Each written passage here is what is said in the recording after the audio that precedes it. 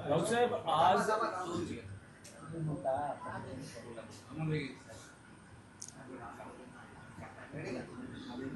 बोला. रावसाहेब आज मुखपत्र सामनामध्ये ही बातमी आली आहे आणि तुम्ही एक ट्विट केले आहे. महाराष्ट्र भाजपचं जे कार्यालय आहे, नवीन कार्यालयाच्या भूमिपूजनाचा सोहळा आहे, पण त्या जमिनीच्या व्यवहारासंदर्भात तुम्ही अमित शहांना पत्रही लिहिले. आज भारताचे गृहमंत्री आणि भाजपचे नेते अमित शहाजी मुंबईला येत आहेत. ते भारतीय जनता पक्षाच्या नवीन कार्यालयाचं भूमिपूजन करण्यासाठी. मरीन लाईन्स खरं म्हणजे भारतीय जनता पक्षाचं एक मोठं कार्यालय राज्याचं आहे, पण हातामध्ये अमर्याद सत्ता आणि धनसंपत्ती असल्यामुळे समुद्रासमोर मरीन लाईन्सला एक भव्य आलिशान कार्यालय उभं करण्याचं त्यांनी ठरवलं. कारण ते सुखासीन लोक आहेत, कार्यकर्त्यांप्रमाणे त्यांना जगता येत नाही. ते पूर्वीचे दिवस गेले. हजारो स्क्वेअर फीटचं ते कार्यालय आहे. नवीन किंवा नूतन कार्यालयाचं भूमिपूजन हा काही आमच्यासाठी टीकेचा विषय असू शकत नाही. राजकीय पक्षांना तो पूर्ण अधिकार आहे. देशभरामध्ये भाजपनं प्रत्येक जिल्ह्यामध्ये अशी पंचतारांकित कार्यालय उभी केली आहेत. 550पेक्षा जास्त. म्हणजे मुंबईतलं दिल्लीतलं कार्यालय जर आपण त्यांचं पाहाल तर प्रेसिडेंट ट्रम्पचं व्हाईट हाऊस मागे पडेल. पण त्याचंही आम्ही स्वागत करतो. पक्ष आपल्या प्रॉपर्ट्या तयार करत असतो, सत्ता आहे, उद्योगपती पैसे देत असतात. प्रश्न इतकाच आहे, मरीन लाईन्सला अद्याप मराठी भाषा भवन होऊ शकलं नाही. त्याच ठिकाणी मराठी भाषा भवन अडकून पडलंय.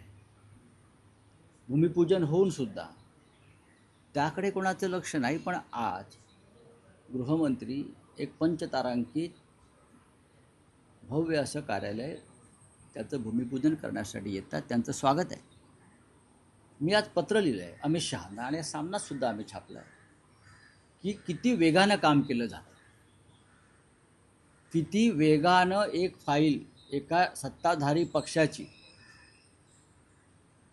म्हणजे राफेलच्या वेगानं लिहिलं आहे. राफेलच्या वेगानं फाईल हलते.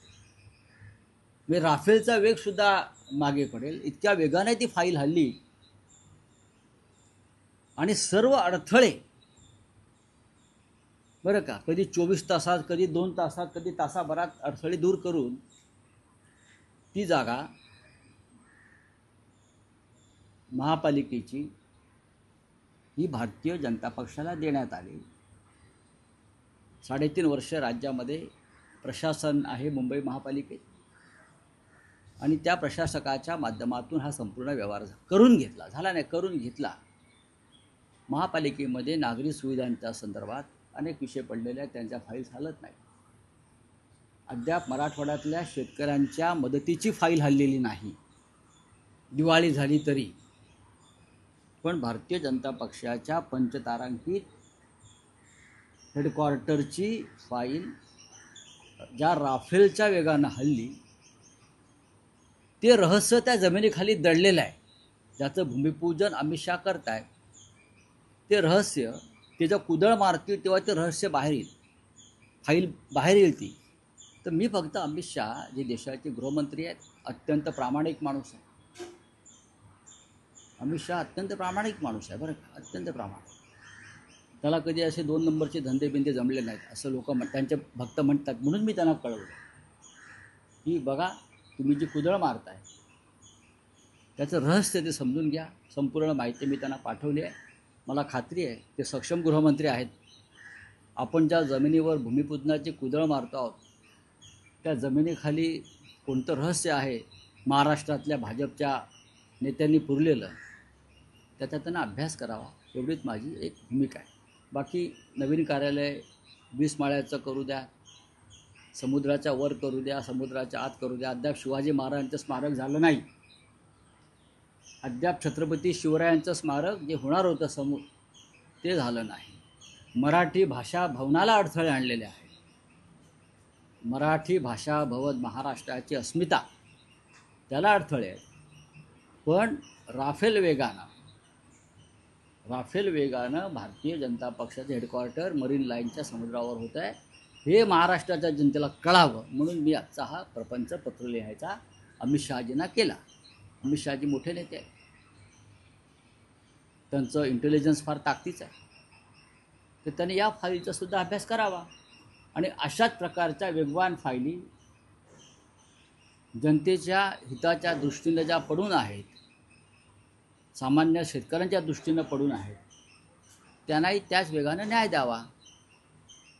राऊत साहेब, ट्विटमध्ये तुम्ही म्हटलंय की एकीकडे पुण्यातील जैन बोर्डिंग प्रकरणात मोठ्या प्रमाणावर रोष असताना भाजप कार्यालयाच्या जागेबाबत चर्चा सुरू असतील तर जनतेत चुकीचा संदेश जाऊ शकतो, हे एक. आणि दुसरं असं आहे की पुण्यातलं जे जैन बोर्डिंगचं प्रकरण आहे त्यात अपडेट अशी आहे की गोखले पुण्यातील जैन बोर्डिंग जमीन व्यवहार रद्द झालेला आहे. विशाल गोखलेंनी त्यातून या व्यवहारातून माघार घेतलेली आहे. हा जनतेचा दबाव, जनतेचं आंदोलन आणि पब्लिक क्राय. जनतेचं आंदोलन काय करू शकतं हे जर आता तुम्ही जी दिलेली माहिती सत्य असेल तर जनतेचं आंदोलन काय करू शकतं, पब्लिक क्राय काय करू शकतो, याचं हे जैन बोर्डिंगच्या जमिनीचा विषय हा त्या दृष्टीनं महत्त्वाचा आहे. नाही, पण पब्लिक क्राय जरी म्हणतात तरी हे प्रकरण रवींद्र धंगेकरांनी लावून धरलं तर यात रवींद्र धंगेकर यांचं श्रेय नाही का? कारण त्यावरून बरेच राजकीय आरोप प्रत्यारोप. बघा, श्रेय सगळ्यांचंच आहे. जैन बांधव रस्त्यावर उतरले, जैन बांधवांनी उपोषण सुरू केलं, जैन बांधव हटले नाहीत, जैन बांधवांच्या पाठीशी सर्व राजकीय पक्ष उभे राहिले. रवींद्र धंगेकर हे तिकडले प्रमुख नेते आहेत, त्यांनी ते प्रकरण पुढे नेलं, रोज त्या संदर्भात ते माहिती देत राहिले. त्याच्यामुळे त्यांचं रिसर्च व त्यांचं शोधकता ही सुद्धा महत्त्वाची आहे. पण एक गैरव्यवहार थांबला गेला. त्याचप्रमाणे मरीन लाईन्समध्ये आज जे अमित शहाजी कुदळ मारत आहेत तिथे तोच प्रकार आहे. तर तो गैरव्यवहार जो आहे त्याच्यावर सुद्धा आता लोकांनी जागरूक व्हायला पाहिजे. प्रकरणात जर चौकशी नाही झाली अमित शहाकडनं तर आपण पुढे न्यायालयीन प्रक्रिया राबवणार. बघा, याची गरज नाही. त्याचं कारण असं आहे, चोरी तेच आहेत, फौजदार तेच आहेत आणि न्यायालयसुद्धा तेच आहे. लोकांसमोर असे विषय आणणं हे आमचं काम.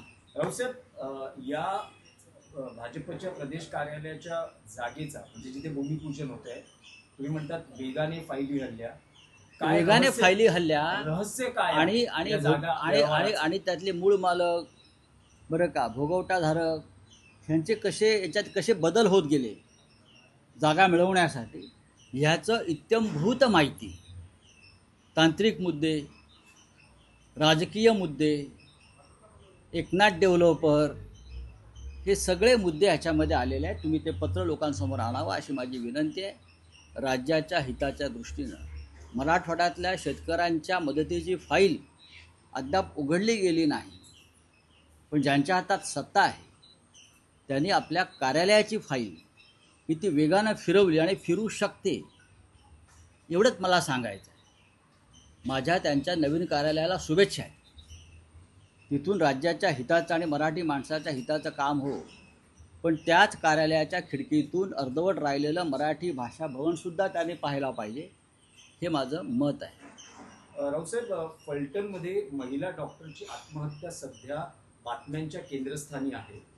लोकसभेतील विरोधी पक्षनेते राहुल गांधी असं म्हणतात की ही संस्थात्मक हत्या आहे. तर काल मुख्यमंत्री फलटणमध्ये होते, त्यांनी असं म्हटलंय की अलीकडे सगळ्या गोष्टीत राजकारण करण्याची पद्धत आली आहे. रणजितदादा आणि सचिन पाटील यांना बदनाम करण्याचा प्रयत्न सुरू आहे आणि या प्रकरणात थोडीशीही शंका आली असती तरी मी हा कार्यक्रम रद्द केला. फडणवीस खोटं बोलतात. त्यांना खोटं बोलण्याचं व्यसन जडलं. राज्याच्या मुख्यमंत्र्यांनी इतकं खोटं बोलू नये. फडणवीसांनी संवेदनशील असायला पाहिजे. विरोधकांवरती लाथा घालून किंवा शिव्या घालून राज्याचे प्रश्न सुटणार नाहीत. ज्या अर्थी जनतेचा रोष आहे, तुम्ही काही काळ हा विषय गांभीर्याने तुम्हाला पाहता आला असता, पण तुम्हाला राजकारण महत्त्वाचं होतं, कालचा कार्यक्रम महत्त्वाचा होता, त्याच्यामुळे तुम्ही काल तिथे गेलात. डॉक्टरची आत्महत्या, एका महिला डॉक्टरची आत्महत्या, हा विषय जर तुम्ही गांभीर्याने घेत नसाल, मुळात ही हत्या झाली याला तुम्ही जबाबदार आहात, एक लक्षात घ्या.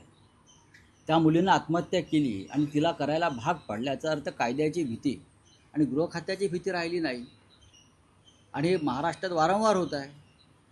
मुंबईच्या रस्त्यावर एका तरुणीला ज्या पद्धतीनं हत्या केली, हा सुद्धा विषय गंभीर आहे ना. तुम्हाला इतर सर्व गोष्टी करायला वेळ आहे, व्हिजिलन्स इतर लोकांवर करायला वेळ आहे, इतर लोकांच्या मागे इंटेलिजन्स लावायला वेळ आहे, भारतीय जनता पक्षाच्याच लोकांचे फोन टॅप करायला वेळ आहे, पण या महाराष्ट्रात वाढत चाललेली कायदा सुव्यवस्थेची अव्यवस्था ती सावरायला वेळ नाही. चलिए आपका क्या सर, एकच प्रश्न आहे मराठीतला की आज उद्धव ठाकरे यांच्या नेतृत्वाखाली मुंबईत शिवसेना युपीटीच्या पदाधिकाऱ्यांचा मेळावा होतो. महापालिका निवडणुकांच्या दृष्टीनं मार्गदर्शन करण्यात, पण मतचोरी हा एक महत्त्वाचा अजेंडा सध्या उद्धव ठाकरेंच्या. दोन गोष्टी महत्त्वाच्या आहेत. आजचा मेळावा हा उपशाखा प्रमुखांचा मेळावा, जे आमचं प्रत्यक्ष जमिनीवरची फौज आहे, सैन्य आहे, त्यांना आपण आज काय संदेश देतोय याकडे सगळ्यांचं लक्ष आहे. उद्धव ठाकरेजी पक्षप्रमुख आज त्यांना मार्गदर्शन करतील. आणि मोठ्या प्रमाणामध्ये मुंबईतून, हा फक्त मुंबईतल्या उपशाखा प्रमुखांचा मेळावा आहे, लक्षात घ्या. आणि 1 नोव्हेंबरला मतदार यादीतल्या घोटाळ्यांसंदर्भात सर्व पक्षांचा एक मोठा मोर्चा निघतो आहे. दिल्लीला धडकी भरेल आणि निवडणूक आयोगाला खांब फुटेल अशा पद्धतीचा हा मोर्चा काढावा, यासाठी सर्व पक्षांची तयारी सुरू आहे. मग डावे पक्ष असतील, काँग्रेस पक्ष असेल, राष्ट्रवादी काँग्रेस पक्ष असेल, कालच पवारसाहेबांशी माझी चर्चा झाली त्या विषयावर, शिवसेना, महाराष्ट्र नवनिर्माण सेना, प्रत्येक जण ह्या मोर्चाच्या यशासाठी झटतो आहे. आणि 1 तारखेचा मोर्चा, 1 नोव्हेंबरचा मोर्चा हा अभूतपूर्व असा. नाही, पण राऊसाहेब, यात एक प्रश्न असा आहे की तुम्ही किंवा तुमचं शिष्टमंडळ वारंवार असं सांगताय, राज ठाकरे म्हणताय की मतदार याद्यांमध्ये दुरुस्ती करा आणि निवडणुका घ्या. पण आज केंद्रीय निवडणूक आयोगाची पत्रकार परिषद संध्याकाळी होते. निवडणूक आयोगाकडून एक स्पष्टता आहे की नव्या वर्षात मतदार याद्या पुनर्रचना करण्यासंदर्भात मोहीम हाती घेतली जाईल. त्यामुळे आता हे स्पष्ट आहे की ज्या याद्या आहेत त्यावरच महाराष्ट्रातल्या स्थानिक स्वराज्य संस्थांच्या निवडणुका या विषयावर तुम्ही 1 नोव्हेंबरला आम्ही काय बोलतोय ते ऐकून घ्या. त्यासाठीच तर मोर्चा आहे, त्यासाठीच तर आंदोलन आहे. 1 नोव्हेंबरला त्याच्या आधी सर्व प्रमुख नेत्यांची बैठक होईल. मोर्चात सहभागी होणाऱ्या पक्षाचे जे प्रमुख आहेत त्यांची एक बैठक होईल, त्यात पुढली रणनीती ठरवली जाईल. चला, ही बैठक मोर्चाच्या आधी होईल. मोदी जी ने कहा है कि चाय महंगी हो गई, डेटा सस्ता हो गया, और वो सोशल मीडिया की ऐसा उन्हें कहा है जिसके सोशल मीडिया पे कल का बटन डाल रहे हैं. किस तरह आप देखते हो? क्या बोल रहे हैं मोदी जी? बोल रहे चाय महंगी हो रही है. चाय महंगी हो गई, डेटा सस्ता हो गया है. अब तो चाय महंगी हुई, उसके लिए जिम्मेदार कौन है? मोदी जी जब चाय बेचते थे तब चाय का रेट क्या था? वही रेट से आप मोदी जी वापस देश के प्रधानमंत्री बन गए. हाँ, तो वही रेट से चाय बेचो, डालो आप किटली लेके आपके कार्यकर्ताओं को घर घर भेज दो चाय के लिए. डेटा जो है सस्ता हो गया, जिसमें सोशल मीडिया काफी एक्टिव हो गया. तो क्या हो गया? पूरे विश्व में डेटा सस्ता हो गया है, तो भारत में क्या बड़ी बात है? आप विश्वगुरु है ना, तो पूरे विश्व में डेटा सस्ता हो गया है. डेटा सस्ता हो गया इसलिए तो हमारा डेटा चोरी कर रहे हैं. चलिए, thank you very much. Fadnavis ने क्लीन चिट दी है डॉक्टर केस में. सर देखते हो सर, किसको क्लीन चिट दी है? डॉक्टर सुसाइड केस में. नहीं, वो क्लीन चिट देवेंद्र फडणवीस के देने से नहीं मिलती. उसके लिए जांच करनी पड़ेगी. वो लड़के ने जो अपने हाथ पर लिखा है, हाँ, कि पोस्टमार्टम रिपोर्ट बदलने के लिए कैसे एमपीज के पीएस के फ़ोन आते थे, क्या वो झूठ है? तो आप वो जिसने सुसाइड की उस लड़की को आप झूठा बोल रहे हो। Thank you.